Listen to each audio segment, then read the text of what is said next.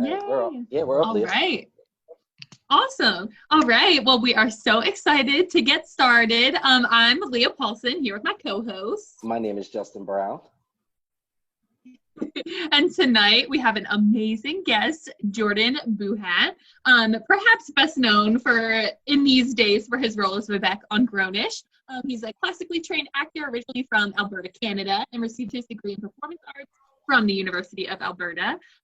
He also just spreads so much positivity and light to people, and I just always smile when I see like your posts and anything you do, because you just look like you're having an amazing time always, and I love it. Thank you. I feel like everyone needs a Jordan in their life to bring that kind of positivity. I mean, I don't know. I had but we went on a socially distant Ralph's trip today, and all my silliness was coming out because we were out of the house, and my wife was like, okay, you're out of the house, you can get all this out. So yeah, I would encourage everyone having someone like that. Exactly. Okay, I'm driving my wife crazy too. So. Oh my goodness. So Jordan, what have you been up to during these times of quarantine? Oh man, so it's been a really cool roller coaster. The first couple weeks I had no clue what to do with myself, actually. And I was kind of going a little stir crazy.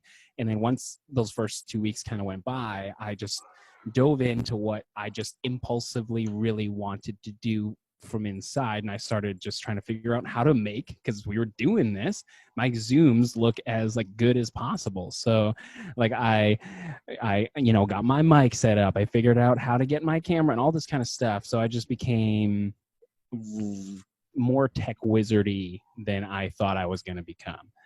So that's been what I've been leaning into. And then also the hard thing when we're stuck in a home is that sometimes we can forget to move around, and just we start to lose our mobility and stuff like that. So I've just been really focusing on that and making sure that my joints are all healthy and all that kind of stuff, and reading scripts. Oh, I gotta say that I've been reading some cool scripts that are floating around in the ether that mean something, don't mean things, and there's some cool stuff out there that I can't really talk about, but it's been a lot of fun just seeing what's going on. That's funny. Oh, that's awesome. So how has your day-to-day kind of changed? I mean, obviously everything is virtual or remote now, but what does your day-to-day look like now versus kind of before all this happened? Well, the morning is pretty much the same. So my wife and I will usually work out together in the morning. We'll have our first workout, and we do Zoom workouts with our usual crew that we were hanging out with. And then we sit down, have a nice big breakfast, make sure that we are fueled for the rest of the day. And we'll either do another workout, or if I really want to get in on some acting class work or that, we hit the hard stuff right after breakfast because we got all this energy and might as well put that to good use. Then right after lunch, we kind of play it a little bit of free ball, because we have things that we can do, but there's now 9 hours left in the day and we can space it out. And just the biggest thing for us is to not really put too much pressure to be so crazy productive, because we kind of lose our minds a little bit while we're just in this little space. So yeah, for the afternoon, it's more so I can practice this. There's a few emails that no longer have to be done by 5 o'clock. And so the morning time's the busiest time, most productive. Mm-hmm. Yeah, absolutely. I love that you mentioned too, I feel like it's been such a huge conversation about people feeling like they need to be hyper productive because there's nothing else they should be doing. So I know my partner literally will work from 7 a.m. to 7 p.m. and I'm like, hey, you should probably take a break. Just because you can work doesn't mean you should this entire time. So are there any specific ways, obviously you love to work out and do all that stuff, but are there any other ways that you practice self-care other than eating well and working out and all that good stuff? I've found it took me years and years to find the right kinds of books. I used to be an avid fiction reader, kind of like Emma. I used to read all of the Harry Potters, back to back to back over and over again, and all the teen stuff. That was my jam.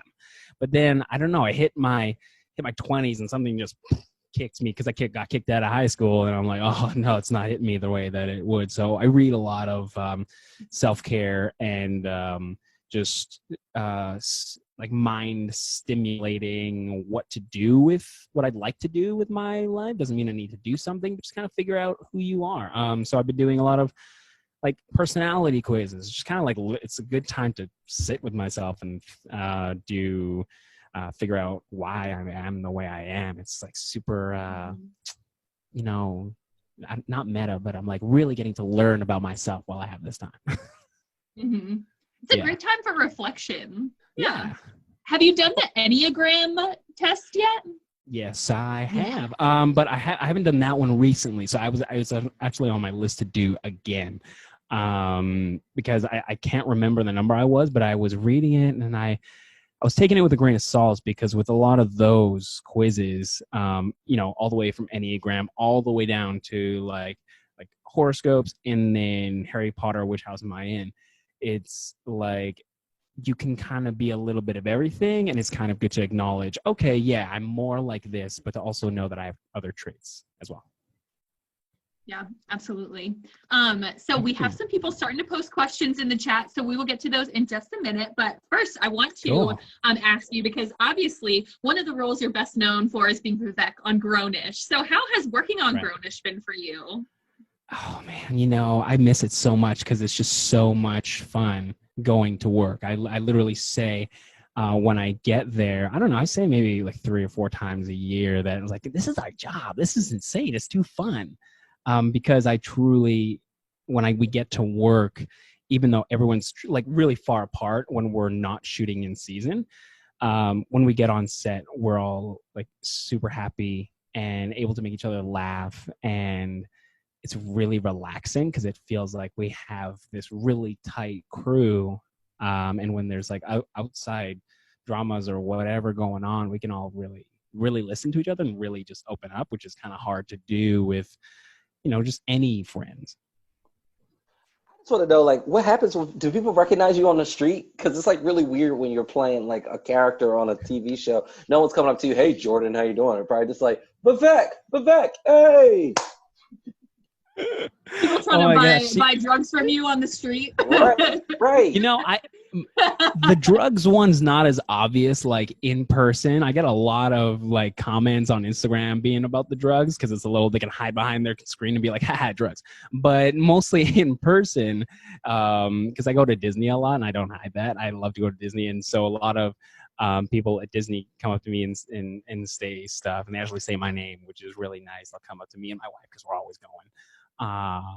But yeah, they do come up, and everyone's been really, really nice. I've never had like a weird experience, which I hear stories of, but it's really cool, you know. And I'm very fortunate to be in the situation that I am. No, I'm not being swarmed by any means, but so I just make sure to be really grateful and be really nice to everyone. Kind of ask them how they're doing and stuff. Yeah, Disney's a very special place. I'm glad I was able to go before like the big shutdown. I went down with my family for Christmas. We put my kids in these shirts. You know, I had one that said daddy, my wife had one that said mommy. Then we had, you know, my daughter had hers. Yeah. Her name is August, so it actually said her name. And then my little brother had his said Jamar. So we sat and we watched the Christmas parade. You know, they have all the people singing, but the big thing you're waiting for is Santa, because you know he's the biggest float and he's at the end. And whoever was playing Santa could see them and their shirts. And he said, ho, ho, ho, Merry Christmas, August. Merry Christmas, Jamar. And my kids just went crazy. Oh, my God, Santa. They lost their minds. That was the real one. My daughter said, that was the real Santa, Dad. That was the real one. I'm like, that's the real one there. And whichever one, you know, we go see, that he lives here. So that was the real one. Oh my gosh, that's too funny. So we have a couple of questions. So I'll let Emma go ahead and unmute yourself and ask Jordan your question. Oh, nice. Yeah. Oh, cool. Okay, so this is a question I've had in general for like just like any show that I watch, since I watch a lot of TV. How is like this COVID-19 gonna like affect like the next seasons of like all these shows? Assuming Grownish got renewed, you probably have some sort of idea. Like, is it just gonna be like premiering later, or is it just like a bunch of shows is gonna get canceled? Like, yeah, so there's a couple different things. Like, there's shows that were fortunately able to shoot content before this went down, and we have that we had that opportunity. So we have the second half of season 3 coming out like in June or July. Things could have changed. But in regards to shooting season 4, because we did get renewed, I don't know, some of my guesses are like for the very first season, we did 13 episodes, but we did them so quick. And the way that you do that is you usually, for our show example, we would shoot an episode in 5 days, but we're going to squish it down and we're going to shoot episodes, or what I'm guessing is that we're going to try and shoot episodes in like 8 days, 2 in 8 days. So a couple scenes will literally be from 2 different episodes, but we're going to shoot them all kind of on the same day so that we can squish everything and hurry everything up. And it's called block shooting. Yeah. Interesting. Yeah, it's pretty cool. It's just, it's people do that all the time. And it can get a little, it's actually not that confusing, but on paper it looks confusing, but it's actually quite fun to shoot because then you're shooting just a whole bunch of random stuff. And yeah, a whole bunch of things are being pushed back. Like our start date, we were supposed to start shooting in about 5 days, but that's not going to happen. So we don't know when we're going to go back, but when we do, we're going to be like ready and really push. Yeah, absolutely. Yeah. I feel like this time has really made us grateful for all of the things that we haven't been able to do, like hug people and like see people closer than 6 feet from us and all that good stuff. So definitely walking in those doors, I'm sure you all are going to be super excited to see each other again. It's going to be like a brand new year, like a new year. Like when people get out of this, I feel people are going to be like, it's going to be a new me and I'm going to go out and do things that I didn't do before. Because I mean, I'm like that. I'm like, oh man, I should have rock climbed more. I should have been dancing more. And like, I should have been road tripping more to San Diego. Like, should have went to Chipotle more because you can't even go inside. Like they try to skimp you. No, listen, they try to skimp you on the chicken. And I'm always like, hey, can I have another scoop? Can I have another scoop? I can't even say that now. You just got to go right up to the front. Whatever they give you is what they give you. Whatever they give you is what you can't even check it because you don't want to be lingering there. Right. It's the worst. No. Oh my gosh. I literally did that yesterday for Cinco de Mayo. I went and picked up some tacos. I'm like, I'm guessing this is what I got. I'm not going to open bag until I'm clear here. So. oh my goodness. Yeah. So our next question, I think, is from Neb. So Neb, go ahead and ask. Hi. All right. So I have like 2 questions. Yeah, hit it. So my first one is, what was your favorite thing about working with the Grownish Cast? Let's see. I came into the Grownish Cast super, what they would probably say, green in the industry. Like this is my first job ever, and everybody else in some form or fashion had experience in entertainment. Even like Luca, who I don't believe he had a lot of acting beforehand. He had like serious modeling stuff. So he was in it. I got to learn from very, very experienced people. I like to pull on, Trevor's experience to be able to memorize a script like that. Yara's ability to multitask 1,000 things and do the show. So there's no reason not to put in the work. Francia's ability to not be shy and really, say what she's looking for, from a scene or something like that. And Chloe and Hallie, how they spread kindness to every single person on the set, crew, whoever, right? And that's something that you really should do as a performer as well. Emily, for her the way she holds herself, she's also just like Francia. We have very strong women on our show, and they all are not afraid to say what's on their minds. And when you're very young, or very green, right? I don't know what you can or cannot say, but everyone was very, very good examples for me. Nice. Very nice. And my second question was, who was your favorite celebrity guest to come on the show? Oh, let's see. Favorite celebrity guest? It wasn't until after he was gone that he became my favorite, because I didn't start watching Rick and Morty until like last year. And to like not know that Chris Parnell was like the dean for our whole first season. And then like I don't watch a lot of Saturday Night Live either, so like I knew who he was, but and I've had two instances of that on the show actually, where I didn't know someone was, and then they were on the show. I'm like, oh my gosh. But Jordan, yeah, so I feel like we're probably Chris living in the Parnell. same. I feel like we're living in the same universe. We had one of the guys who works for Starburns Industries for Rick and Morty. That's the company at the end with the chef that goes, "It's a good show," and he like came on and showed us like their process of how they make the show and how they make a storyline. He was just on 2 days ago. His name was Eben. He was amazing. He works with Dan Harmon, We're all like directly. flowing here. All flowing. So but, you're gonna so Chris Parnell. You're gonna have to do me a favor here, and I know that you'll do it. The next time you see Dion Cole, you have to tell him thank you for us, because I solely give him the highest thanks for this series even happening, because we were reaching out to people being like, hey, you should come talk like to our students, and they were like, no, don't want to do it. And then I asked Dion, and Dion was like, yeah, I'll do it. How many students? So I told him, and he was like, yeah, I'll jump on. So he jumped on. And then whenever we went and asked people afterwards, they were like, have you had anybody else? Everybody else? And we were like, yeah, we've had Dion Cole. They're like, oh, well, Dion did it. Like, well, if Dion did. So like this whole speaker series has really flourished because of him. So wow. I'm not connected with him anymore because it was like, quick. Yeah, it was quick. He talked to our students. It was great. But honestly, I don't think this would have taken off as well as it did without him. And we've had 5 weeks of speakers with almost 2 speakers a day.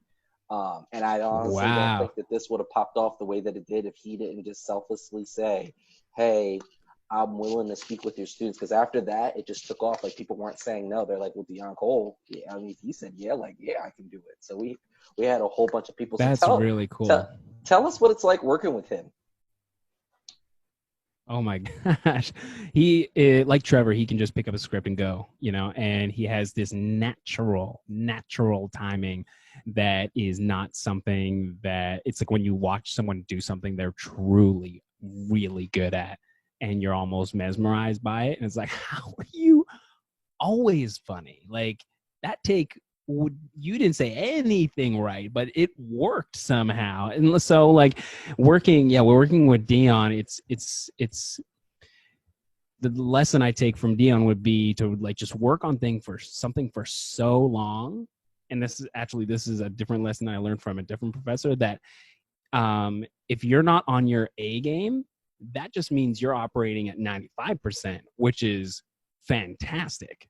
And he's been doing it again for so long that he is so good no matter any time. I think that's great. I also like all of the lessons that are taught, because Grownish, it gives you a glimpse of how college and working at institutions are. But honestly, I think the thing that hits home the most is all of the stereotypes that I think it brings out. You talked about mental health. You've talked about not living in someone else's shadow. You've talked about drugs. You've talked about student development. You've talked about financial issues, individuals dealing with, financial aid or dealing with this crippling college debt crisis. I mean, you've talked about issues with parents, living on your own. Nomi discussed one that was like she's bi, and then someone was upset for her being bi, but then she got weirded out by the guy that she was dating who was bi. So it was like, that was a really interesting one that I watched maybe a couple weeks ago. Teen pregnancy. I mean, I think that some of these things are so taboo that people don't want to talk about it. So like when I was growing up, there was no Grownish. When I was growing up, they had a show called A Different World where and I saw the homage that y'all paid to it in, I guess, the season 2 opener. It was a season 2, promos that we did for A Different World, because we knew that we were like, that we were not mirroring, but like it relates to that so well. Right, absolutely, and there's just so many lessons. So working in the college field with college students, I mean, it gives us a lot of things to talk about. So like, what were some of your favorite episodes that touched upon some big things? Because again, I mean, all of them are the biggest one. I'll tell you what mine was, and like it hit me hard. I'm gonna Okay. let you tell yours, but then there was just one, and I was just like, man, I've seen that too much. So go ahead. Sure. So when there was the Nomi one that I just mentioned, where it's kind of like double standards of that you judge other people for, but then it's like you're being judged as well. So that one's probably one of my favorites. The one that shoots in directly into my mind was the culture appropriation episode, where Vivek is just appropriating African American culture without really knowing he's doing it. Yeah. And that one was probably one of my favorites because being on Grownish is a culture lesson for me on its own, because I come from like a Midwestern Canadian province, and like the culture is entirely different than living here in Los Angeles. So while Vivek was learning a very specific type of appropriation, it was like, oh, okay, well, these are conversations that then I was able to open up with my cast, who's obviously, that's exactly the demo, right? Yeah. And he wasn't even doing it on purpose. It was something that he saw that he liked. He was trying to imitate it. He wasn't imitating it out of disrespect. He was imitating it because he felt, it was different. But I think the thing that the show does it so well is that it's able to break those barriers so that people can have dialogue. People don't want to have dialogue. They just want to say, you're wrong. Why are you doing this? Instead of just being able to talk these things out. Yeah, people quickly jump onto the side of this is wrong, and even if it has nothing to do with you, or has anything to do with your situation at all, you just want to jump on the side that's not in trouble, and let's say it was simply, Vivek in a picture or something like that. He could have been like ripped apart and all this kind of stuff and just blown up, and it would have been, whatever degree, like so many people have, and we'll never know their backstories. We'll never know those people who haven't had these conversations with their friends, and had friends who would honestly sit down and like talk to them about it. Like Doug was on the side of, hey, you know what, you're immediately wrong. Right. But not everyone has the friends who are like, hey, we understand where he's coming from. He didn't mean it. Right. Which I do really think that like society's really coming along in that sense, where we can have both sides of a conversation. But of course, everyone's has impulses, and they want to say what's happening first, and we all learn lessons 2020, right? So. Yeah. The episode that hit me the hardest were like, after it was done, my wife and I stopped and we actually had a conversation. She's actually an elementary school teacher. So a lot of education over here. Yay. Yay. I couldn't tell you who the artist's name is, so you're gonna have to help me. He has the song that opened up in that episode is called Lust. It's the episode about mental health, where it appeared that the student was partying, left the party, and may have committed suicide. Right, absolutely. And that episode was so rough because, working in residence life and housing services, we see that a lot on the mental health side, where a student seems like they're okay, then later on we're checking back on them, and the student's not doing so well. And just the fact that all of his classmates were walking around and didn't see the signs and weren't able to touch base with him. And then Leah, help me with his name, because I know he's your favorite. The one that had the little tail on the back of his head. Oh, because he's an RA in the show, Aaron. Yeah. So it's Trevor. And the fact that he just pulled everybody, like the show lives as if there is no faculty and staff. Like that's very funny that, they're there, but they're like figureheads. But like the fact that he took that upon himself to really sit down and talk to people and say, no, we need to talk about our issues. We need to talk about these things that bother us. Because it's scary. It's very scary. So it's scary just to say like, it's scary to say that we've either done something wrong.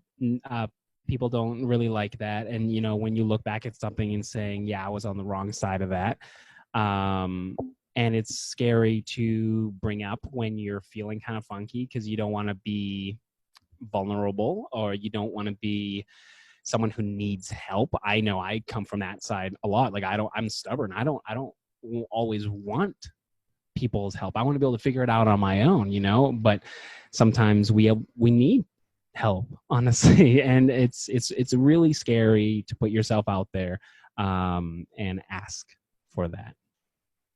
Absolutely. And it's funny that Justin brought up that, like, so Aaron is an RA in the show, and Justin and I both supervise RAs at Western. So it's kind of hilarious. And I've definitely been thinking about, like, portions of the show that I can show, like, my staff in some, you know, training in the future, whether it's what not to do or what to do, because we're a dry campus. So obviously, like, the parties that might be thrown and that kind of stuff, like, obviously would not fly here at Westchester. You know, we got to embellish a little bit here and there.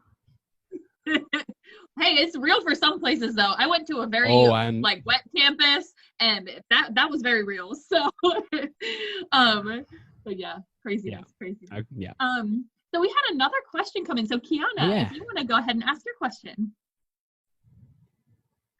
It was funny because Justin was talking as I was typing. That was the episode I was thinking about when Justin was talking as a person that supervises RAs and works with them, the mental health one. And really, I think the focus on mental health services for students of color was a big conversation amongst my student population. But what are some other, like, topics or situations would you want to see the show tackle that you all haven't hit yet? There are a whole bunch of characters who have really interesting, like truly interesting, because now we're starting to really dive into who these characters are, and people are really starting to pick their favorites. And now I'm really starting to wonder, what does Doug actually want to do when he leaves here? You know, what people, we see a lot of, it's a really hard jump to go from a show that's in school to out of school. It's a very hard jump. A lot of shows struggle with that, but that's like a huge part of all of our lives. Like when we left high school, when we left college, it's like, what do we do? Where do we go? Not everyone's so on track. And that's another part of being grown or trying to feel grownish, is like, okay, I have this degree. I have this idea of what I want to do. I really, really hope they go in that direction of them tackling the next version of the real world. Because, you know, and Zoe's out there. That's a really good example. Zoe's out there is tackling that kind of stuff. And I think that all these other characters have so much play for that. So I hope they show a little bit of that, whether it's a little bit or anything at all. Because I mean, I'm in the middle of it, actually. I mean, I'm 27 years old now, and I feel like I've been out of school for forever, but it was not that long ago. It was like just 2 and a bit years ago. And I feel like every single day, this is how we can get trapped into, we must feel overproductive every single day. I feel like I'm just trying to figure out what's going on in my life next each morning. And that's like, it's really tough to admit to people, hey, I don't really know what my 5-year plans, I feel like, are so out the window now that we're all just really trying to figure out things day by day. And when people say that, it sounds unproductive, but that's where a lot of people can sit. And that's a really, I think that would be interesting to show, like, a whole bunch of these characters trying to figure that out. Like, what is my life purpose? You know? Absolutely. Yeah. Even having like a 6-month plan right now is a reach. Like, we don't know what things are going to be like a few months from now. So 6 months. Plan is like 6 months is November. I'm not planning my birthday anytime soon. Yep. Not ready. Yeah. Not there yet. We had another question come in from Rowan. So Rowan, go ahead and unmute yourself and ask your question. You there somewhere? Oh, there he is. Hi, Jordan. Yeah. Hey, how you doing? Is it Rohan? It's Rohan, yeah. Okay, perfect. I was just gonna ask, like, how has your upbringing and your background influenced your career and life? One of my favorite things to draw on is when people ask me how do I become an actor, it's such a loaded question, right? There's a lot of things that go into that. And I think one of the best answers I can give is to just never give up, never stop. And again, that's a loaded answer in itself. But to go to your question, how did my upbringing and my background prepare me for something like that? I had a good role model. My dad, simple thing as, you know, being a single dad, going through like a majority of my life. I had mother figures, and I do have people I call my mom, but it was just me and him for a majority of my life. And he had this thing. He's a bodybuilder, and he's nearly retired now, but he's doing that thing where it's like, oh, I don't know if I'm retired yet. You know, but it took him, I think, like 6 years to finally win this competition that he was doing. And I was young, or younger at that point. And it just mirrored so well to me trying to get into my acting program, where it took me 4 years to even get into my acting program. So I would always like think on that. It's like, man, my dad is like pretty dang cool for never giving up on something that to other people, it doesn't really matter. But to him, it really mattered a lot. So just the drive to like keep on going and really make sure that this is something that I really like. Because if you don't like it, then you probably won't put as much effort into it. But if you do, then you just kind of keep chugging away, and you'll eventually land to where you accept you want to be. Thank you. What I'm learning is that a lot of people have like best friends on the set. Like, who do you find is the person that you probably mesh with the best or like hang out with the most? Because y'all all seem like y'all get along so well. Sure. But so off camera though, you know that's that person that you're like, yo, as soon as I'm filming, let's all go out to Qdoba, you know. Or I mean, all right. LA, so Whataburger, I guess. I haven't been to Whataburger, but I'll answer that later. So I'm going to answer 2 questions, or I'm going to put 2 up there. I'll start with the very obvious one, which is like Trevor has got my back through so much. You know, he's always shown, and to everyone, but specifically in my life, that he gives his heart.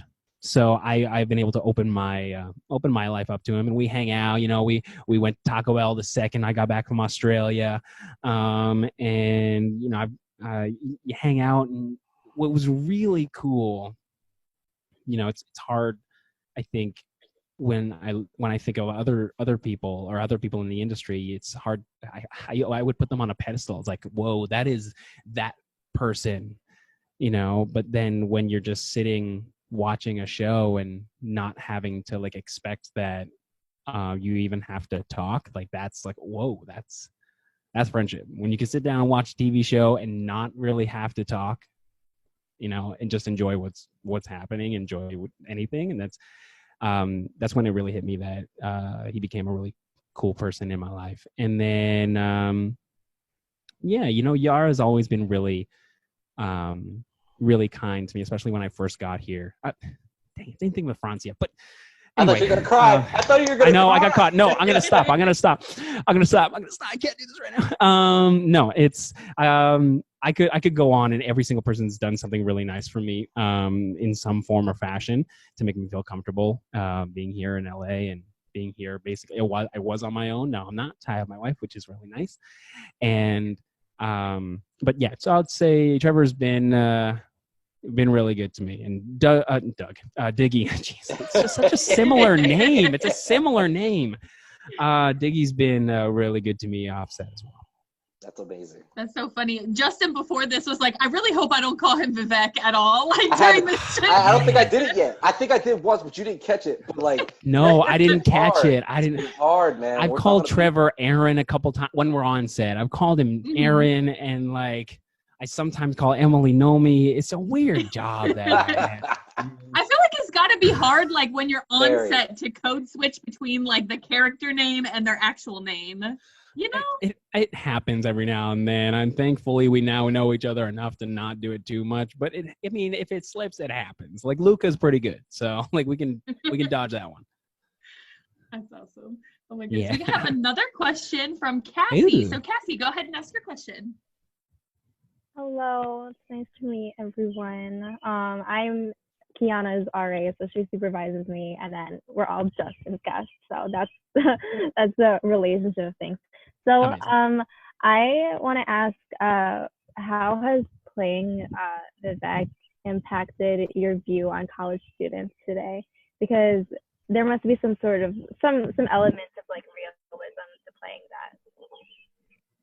Yeah, I think when I was in college, I was pretty like enclosed in a box because I don't know what other acting programs are like, but you don't really get to see the light of day. It's morning till like 10 p.m. and I live in Canada, so there's no sunlight.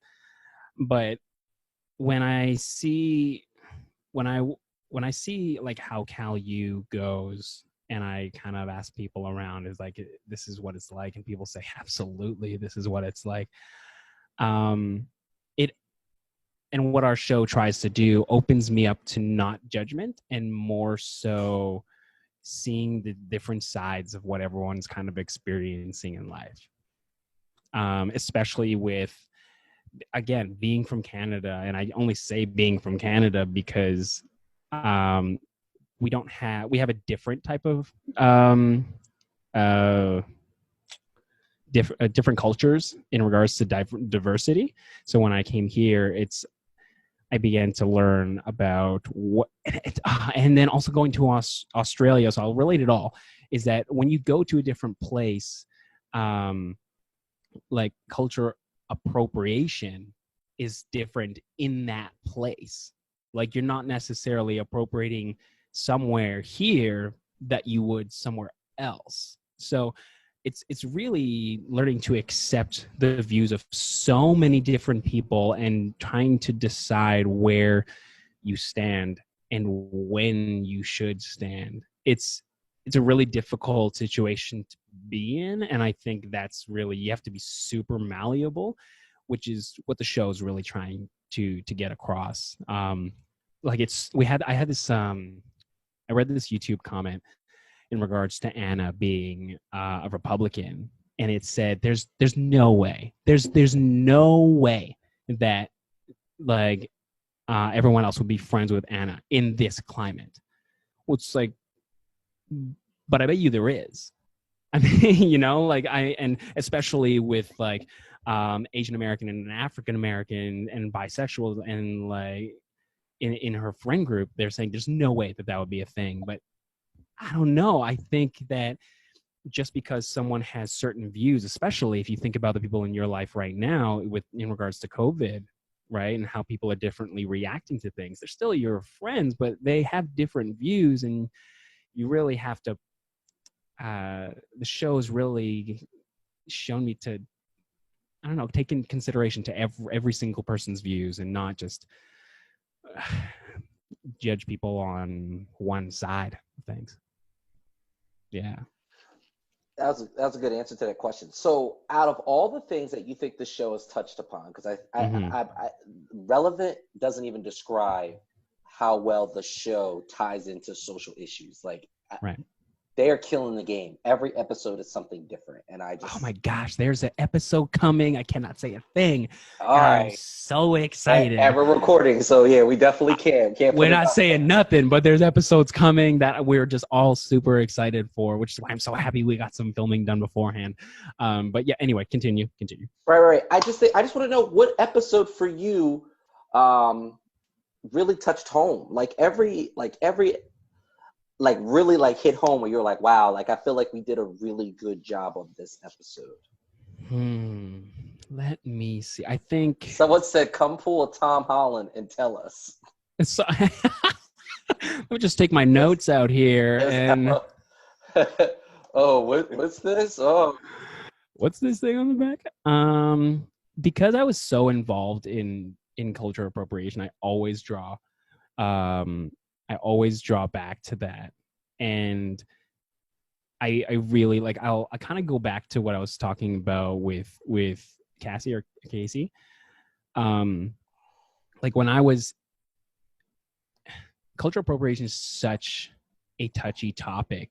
and trying to discuss it with people who are not from where you are, it's like it almost doesn't make sense to them, because you have to know a culture's history to understand why you are possibly in the wrong, or why you are in not right. So that episode really hit me, because I had to understand what lines as an actor I could cross to portray to at least to Doug, that I was crossing some lines.